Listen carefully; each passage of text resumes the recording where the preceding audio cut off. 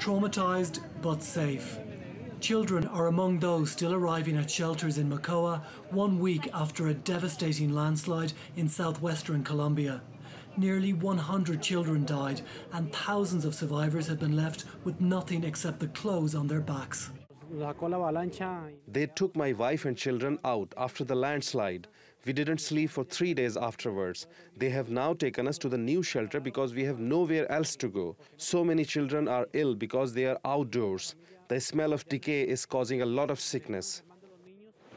A month's worth of rain fell in 3 hours in Mocoa, causing 3 rivers to burst their banks. This triggered massive floods, sending an avalanche of mud and boulders towards nearby towns. Entire villages were levelled in Colombia's worst natural disaster in recent history.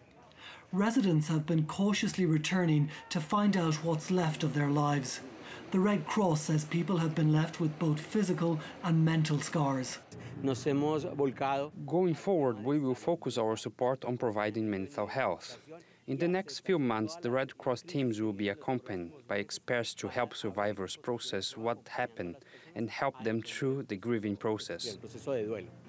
For some survivors, relief has turned to anger. A mother of 2 narrowly escaped with her life, but she's fearful for her family's future. With no home and no income, she's worried they will be left on the streets. They knew this was going to happen, and the government did nothing to stop it. All of this death in our city, mothers left alone, children orphaned, and all of this because of the government. Colombia's First Lady has been overseeing the relief operation. $14 million has already been promised in humanitarian aid, and she's urged survivors to be patient.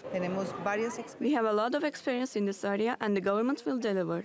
2 years ago, after the last landslide in Salgar, people now have new homes and are living in better conditions than before, and we'll do the same for Mocoa. 2,700 people left homeless by the landslide are being accommodated in 5 temporary shelters like this one in a sports centre. Only a limited number of spaces are available and not all survivors will get a place here. But for those who do arrive, there's food, water and essential medicines. Colombia's government says it will relocate many of these families who are still too afraid to return to their homes while the worst affected areas are being rebuilt.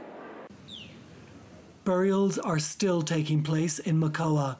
Mounds of freshly dug earth have become a common sight in cemeteries here.